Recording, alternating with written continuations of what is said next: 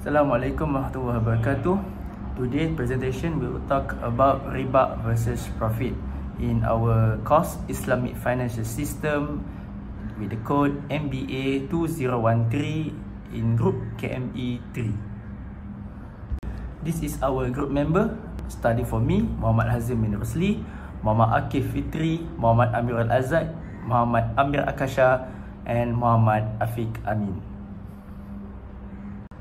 In Islamic finance, the difference between riba and profit is of fundamental importance. It's from the foundation of all lawful financial transactions and commercial dealings in accordance with Sharia law. Islam promotes economic justice, fairness and transparency, and these principles are deeply embedded in the prohibition and allowance related to financial practice. One of the most significant prohibitions in Quran and Hadith is that about riba, which is strictly forbidden due to exploitative and unjust nature. On the other hand, earning a profit through lawful trade and investment is only permissible but highly encouraged in Islam. Now, I want to discuss the definition between riba and profit. Riba refers to any unlawful increase or excess gain in transaction involving loans or exchange of ribawi items such as gold, silver, wealth, salt, and money. It occurs when one party gains an advantage without providing equivalent value in return or without bearing any risk or effort. In Islam, riba is strictly prohibited as it is considered a form of financial exploitation where one party profits merely through the passage of the time rather than through productivity economic activity. A common example of riba is the interest charged on loans where the lender earns additional income without being exposed to any business risk or possibility of loss.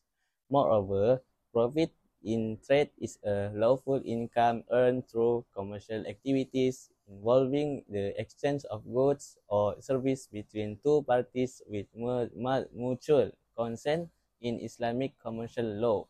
Such profit is considered halal because it involves effort, risk, and value addition to the goods or service traded.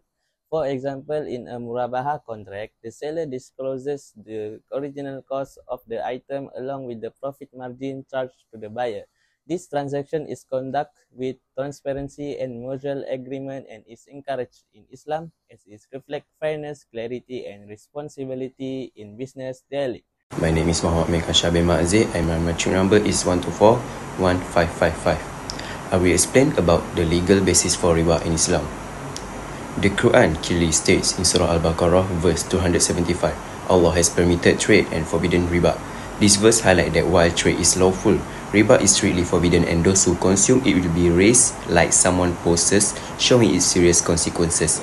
In Hadith, the Prophet Muhammad said, Allah cursed the one who takes riba, give it, write it down, and witnesses it. They are all the same. This shows that everyone involved in riba is equally accountable.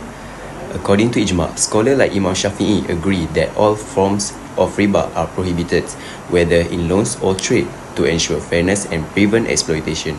In Malaysia, the Bank Negara Malaysia Act 2009 prohibits riba. Islamic bank operate under Sharia compliant regulation to ensure an interest-free financial system. For the legal basis for earning profit, the Quran in Surah Al-Jumu'ah verse 10 says, when the prayer is concluded, disperse in the land and seek the bounty of Allah. This verse encourages Muslims to work and earn a lawful sustenance after prayer, showing that profit through halal business is not only allowed but encouraged. In a hadith from Bukhari and Muslim, the Prophet Muhammad said, there is no trade without blessing, which is barakah. This means the honest and lawful business bring blessing, while lying practice do not. According to Ijma, scholars like Imam Shafi'i agree that profit is permissible when earned through valid contract, mutual consent, and free from riba. In Malaysia law, like the Contract Act 1950 and Islamic Financial Service Act 2013 support fair, Sharia compliant profit making, ensuring that business remains ethical and lawful. Now, I will explain the difference between riba and profit in Islam by focusing on two things, risk and effort. Let's start with riba. What is the risk in riba? In riba, The lender does not take any risk. They will get extra money, called interest, no matter what happens. Even if the borrower is struggling or loses money, the lender still gets paid. So the lender gets profit without any risk. What about effort? The lender also does not put in any effort. They don't run a business, don't manage anything. They just give money and wait to get more back. So they earn without doing anything. Now let's talk about profit in Islam. What is the risk in profit?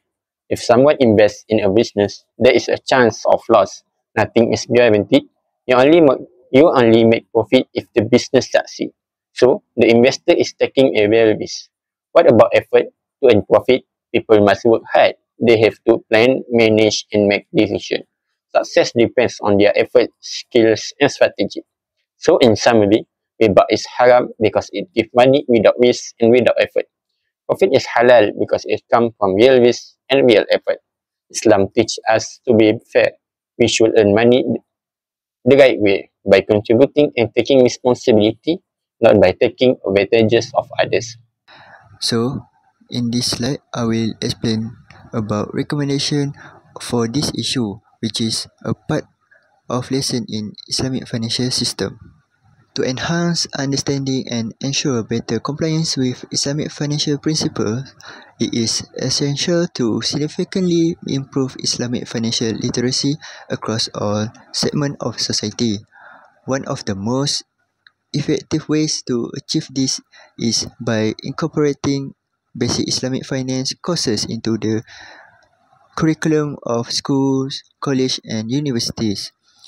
Early exposure to the concept of Sharia compliant financial practices can help students develop a strong foundation and foster long-term awareness.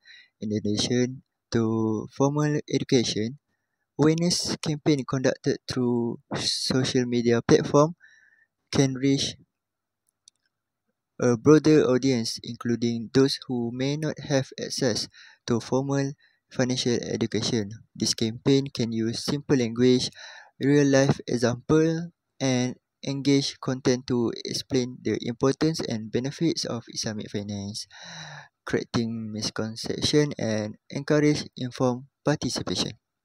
Furthermore, Islamic financial institutions should actively contribute by providing clear, practical guidelines and educational materials that help the public understand how to apply financial principles in everyday transactions, such as saving, investment, and financing.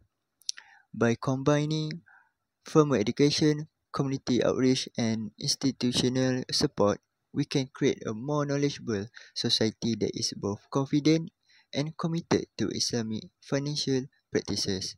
That's all from me. Thank you. In conclusion, we can tell that riba is income that is guaranteed and without risk and effort, arises from lending money with interest, considered exploitative and unjust, and strictly prohibited in Islam. However, profit is a result of real economic activity earned through entrepreneurial effort, assumption of risk, and provision of goods or service that create value. We can say that we as a Muslim must ensure that financial practice align with Sharia principles, promote a system based on equity, transparency, and mutual benefits, contribute to more ethical and socially responsible economy. That's all for us. Thank you.